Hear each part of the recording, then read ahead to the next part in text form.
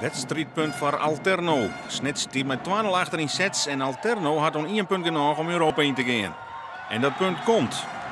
Ontlading in Apeldoorn. En de vrouwen van Snits bleven verbjusteren achter. Correct op het moment dat het barremast brutst het haar bij de handen om te houden. En dat komt aan als een mokerslag.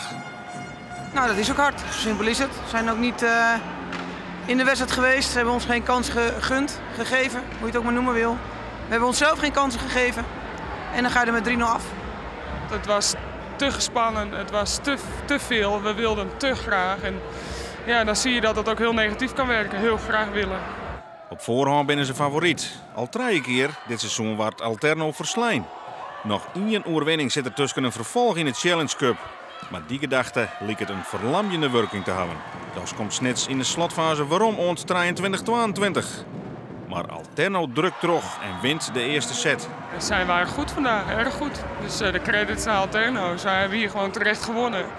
Zij hadden zich heel goed voorbereid. En ik denk dat ze wel iets minder spanning voelden dan wij. Ik denk dat wij wel een beetje te veel last van de spanning hadden vandaag. In de tweede set boegt Snits een achterstand van 5 punten om in een vastsprong van 18-20. Maar Alterno maakt het zo'n punten op Riegen en wint weer. De ploeg van Petra Groenland stiert jelwijs de tweede set 4 punten voor. Maar ook nou scoort Alterno de laatste 6 punten op Riegen. Wint de set met 24-18 en de wedstrijd met 3-0. De kater voor Snits is enorm. En het Europese avontuur is oer zonder een reis over de grens. We moeten dit heus even verwerken, want de klap is heel hard en dat heb je ook aan ons kunnen zien. Maar goed, morgenavond komen we bij elkaar, we gaan rustig een balletje slaan en we gaan veel met elkaar kletsen. En dan zaterdag gewoon liqueur verseren.